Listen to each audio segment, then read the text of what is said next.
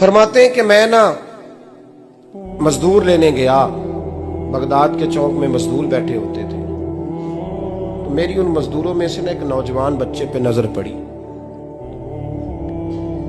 बड़ा कमजोर सा वजूद था, लेकिन चेहरे पर इबादत का निशान था। माथा बताता था कि नमाज का बड़ा ख्याल रखता है। मैं उसके करीब गया। चेहरे भी बड़ा कुछ बताते हैं ना, चेहरों में भी बड़ी रानाई होती है। फरमाते हैं मैं करीब गया, मैंने उसको कहा बेटे मजदूरी करोगे? तो कहने लगा मजदूरों में बैठा हूं तो हुजूर मजदूरी के लिए ही तो बैठा हूं। तो मैंने कहा कि चलो फिर। कहने लगा नहीं मेरी कुछ शर्तें। मैंने कहा बताओ। कहने लगा पहली शर्त यह है कि लोग 4 दिनार दिहाड़ी लेते हैं, मैं 3 दिनार लूंगा। मैंने कहा यार भाई तो बड़ी बेहतरीन है, बाकी भी इस तरह की रख ले। उसने कहा हुजूर दूसरी शर्त यह है कि मैं आपकी मुकम्मल बात मानूंगा, लेकिन जब अजान हो जाएगी फिर आपकी नहीं सुनूंगा। तीसरी बात उसने ये की कि हुजूर मैं आपके घर में काम करूंगा पर आपके किसी सवाल का जवाब नहीं दूंगा।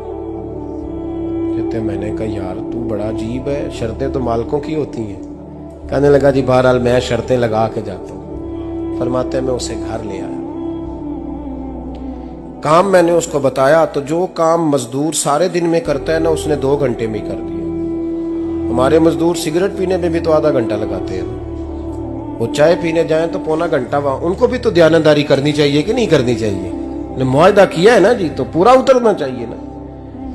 कहते 2 घंटे में। अब काम जब बंदा शुरू कराता है तो काम और निकल आता है। कहते काम मैंने उसको और बता दिया, वो करने लगा। उसने मिट्टी निकाल के रखी थी बाहर रास्ते में, तो अजान हो गई जोर की।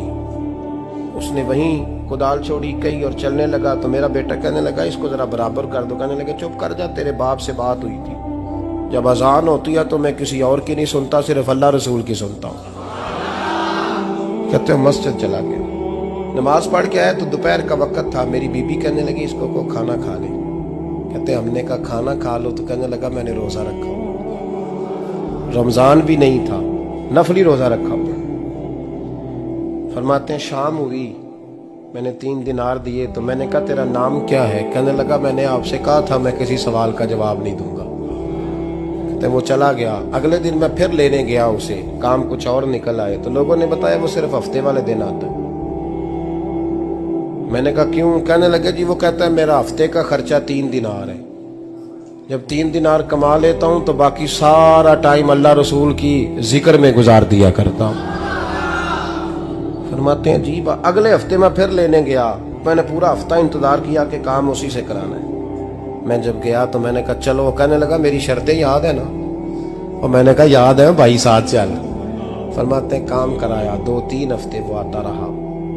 1 हफ्ते में गया तो लोगों ने कहा हुजूर आज नहीं आया।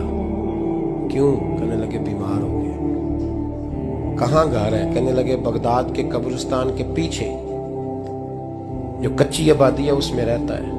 फरमाते मैं गया, दरवाजे पे दस्तक दी तो कहने लगा हुजूर आप हैं? दरवाजा खोला है, आ जाइए। फरमाते हैं मैं अंदर गया तो मैंने कहा तुम्हें कैसे पता चला मैं आया हूँ?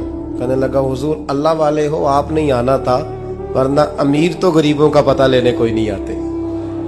कहते मैं करीब गया तो कहने लगा मैं आपका इंतजार कर रहा था, तेज बुखार है, तप रहा। जेब से कुछ पैसे निकाले। कहने लगा ये पैसे रखने। एक अंगूठी निकाली। कहने लगा हुजूर आज रात को मेरा इंतकाल हो जाएगा, इन पैसों का कफन खरीद के सुबह जनाजा पढ़ के मुझे दफन कर देना, और जब दफन करो तो ये अंगूठी लेके असर के बाद हारून रशीद के पास जाना। आप उसे कहना मैंने मिलना है पर वो आपको टाइम नहीं देगा। आप उसको आवाज दीजिएगा कि तेरी एक अमानत है मेरे पास, फिर वो आपसे मिलेगा तो अंगूठी दे दे, फिर आप मेरी तरफ से फारिग हैं। हजरत फरमाने लगे तेरा नाम? और कहने लगा हुजूर वक्त थोड़ा है, आज रात मैंने जाना है, बड़ी लंबी माफी मांगनी है रब करीम से, अगर मुनासिब समझे तो मुझे अपने रब से तन्हाई कर देने। फरमाते हैं मैं आ गया पर उसकी बातों ने मुझे सारी रात सोने नहीं दिया। फरमाते हैं सुबह बड़ी मुश्किल से सूरज निकला, मैं गया दरवाजे पे हाथ रखा तो दरवाजा खुला हुआ था। अंदर दाखिल हुआ तो खुशबुएं मेरा इस्तकबाल कर रही थी। जब चेहरे से कपड़ा हटाया तो उसका तो इंतकाल हो चुका। इंतकाल हो चुका है, ऐसे है जैसे किसी का दीदार करके सोया। कहते मैं तो 2 आदमी ले गया था जनाजे पे, पर पता नहीं दुनिया किधर किधर से आई, कहां कहां से। अखा जदों मीटियां जमाना मैनू रोवेगा, अपना ते अपना बेगाना मैनू रोवेगा। फरमाते हैं मैं तो 2 बंदे ले गया था, पर पता नहीं मखलूक कहां कहां से आई। जनाजा पड़ा, दफन किया। हारून रशीद के पास में असर के बाद गया, मैंने बुलाना चाहा पर बादशाह था, मेरी तरफ देखा ही नहीं। मैंने उसको कहा तेरी एक अमानत मेरे पास है। फरमाते हैं मुझे कोने पे ले गया, क्या बात है, कमरे में बुलाया, मैंने अंगूठी दी। हारून रशीद तो चीखे मारने लगा, कहने लगा अंगूठी वाला कहाँ है? मैंने कहा वो तो इंतकाल कर गया। कहने लगा मुझे कब्र पे ले चल। कहते मैं कब्र पे लाया तो वो लेट गया, तड़प के रोने लगा। मैंने कहा मेरा कलेजा फट जाएगा, ना उसने कुछ बताया ना तूने बताया, ये कौन था? तो हारून रशीद कहने लगा ये मेरा बेटा था। मैंने कहा तेरा बेटा और मजदूर? कहने लगा हुजूर ये हजरत दाऊद ताई के पास बैठा करता था, उनका मुरीद था, मुझे रोज कहता था अब्बा तूने बड़ी दुनिया इकट्ठी कर ली है, मरते वक्त तुझसे टांगे समेटी नहीं जाएंगी, इतना हिसाब नहीं तू दे सकेगा। मैं इसको समझा देता, इसकी अम्मा समझा देती। ये रोज हमें कहता छोड़ दो, आ जाओ अल्लाह रसूल की बारगाह में झुक जाएं। हम समझ। एक दिन ये चला गया, कहने लगा फिर तुम्हारा रास्ता और है और मेरा रास्ता और है। ये सोने की अंगूठी गलती से इसके पास रह गई, गलती से हीरे की अंगूठी चली गई। कहने लगा देखो मेरे बेटे ने आज वो भी वापस कर दी है। फिर तड़प के कहने लगा हारून रशीद था तो ये मेरा बेटा, पर मेरा मुर्शद निकला, मेरा पीर निकला। भाई जिंदगी तो बड़ी थोड़ी है ना। बाबा साहब ने कहा था उठ फरीदा सुत्या, और दाढ़ी आ गया पूर, अग्गा नेड़े आ गया, पिछा रह गया दूर।